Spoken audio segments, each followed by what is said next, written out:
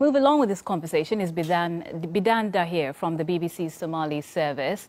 Let's get a bit of context here. Why is international recognition so important for Somaliland?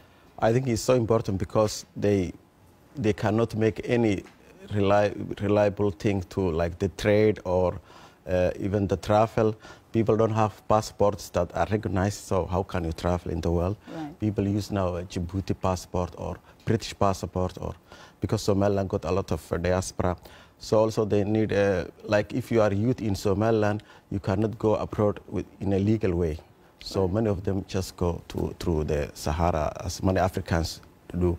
So I think Somaliland needs international recognition because of the economy, because of the trade, and because of the, I think also psychological thing. People think they are in limbo. Yes. When you live in a country that does not officially exist, then you feel like you are in a kind of psychological limbo. And this is an interesting situation, isn't it? Because even though they're not internationally recognized, they've got so much support for this election. More than 20 countries have sent observers, countries in Europe, the United States.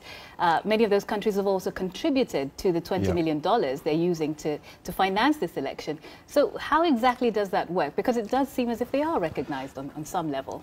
I think international community recognized the potential of Somaliland. On the beach of the Horn of Africa, Somaliland is located a very strategic place near Djibouti. As you know, Djibouti Republic hosting all these military bases from China to the US, and they share border with Somaliland. And also Ethiopia, it depends on some of their import and export to Berbera port. So international community needs Somaliland to be stable.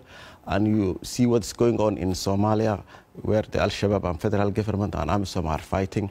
So I think it's a small investment when you compare how much money the international community invested in AMISOM.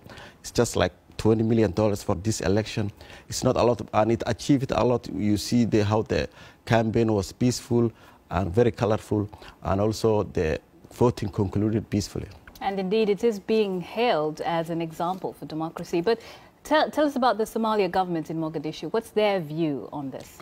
Somali government is always, they talk about Somali unity, and as you know, Somaliland claims that they were British colony before, and they withdrawn from the union with Somalia, Italian Somalia.